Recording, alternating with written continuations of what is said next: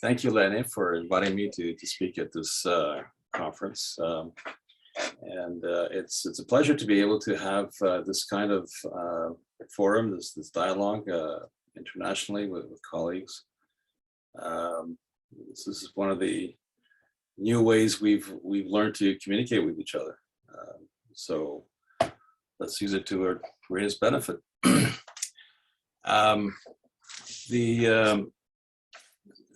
Well, before I get into the paper, let me just say this, that psychoanalysis can be considered as a technique and as a theory.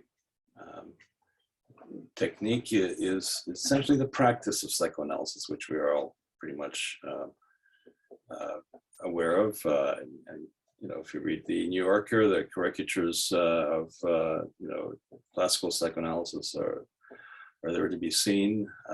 So there's a practice of psychoanalysis, what it can do for individuals who have mental health issues. But then there's a theory of the mind, a theory of thinking that can be applied not just to mental health, but to other disciplines, the social sciences, humanities, politics, even economics.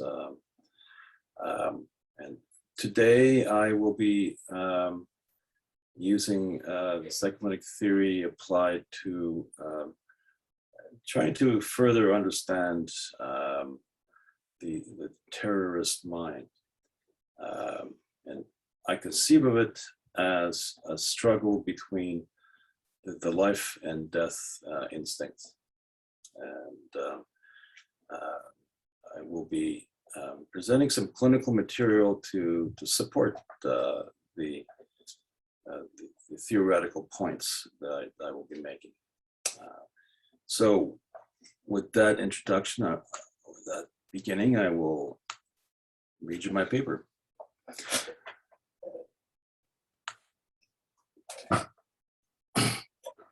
Terrorism and terrorist acts. Let me just center this a little bit better. There we go.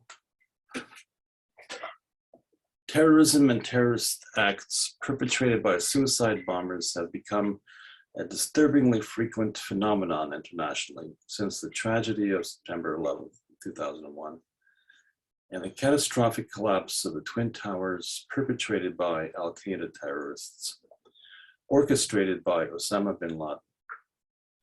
Although suicide bombings were not uncommon, especially in conflict zones, the sheer scope of the 9/11 actions by a group of dedicated zealots against the general population in the heart of America's financial sector brought worldwide attention to the phenomenon.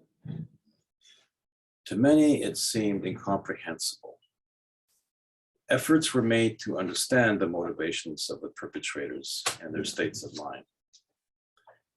The IPA organized a working group on terror and terrorism, chaired by Ferenczi, but the group was challenged to construct a dynamic formulation of the terrorist mind, since clinical work with terrorists was practically non-existent. Terrorists are not interested in psychoanalysis and self-exploration. In their minds, they are in possession of the ideological truth that guides their thinking, behavior, and actions. Their fundamentalist perspective renders them impervious to psychoanalytic exploration clinically. Consequently, the working group had to limit their data collection to derivatives of the terrorists and narratives and biographies. Oliver suggests that psychoanalytic investigation of the terrorist mind remains relatively uncharted, inviting further psychoanalytic research.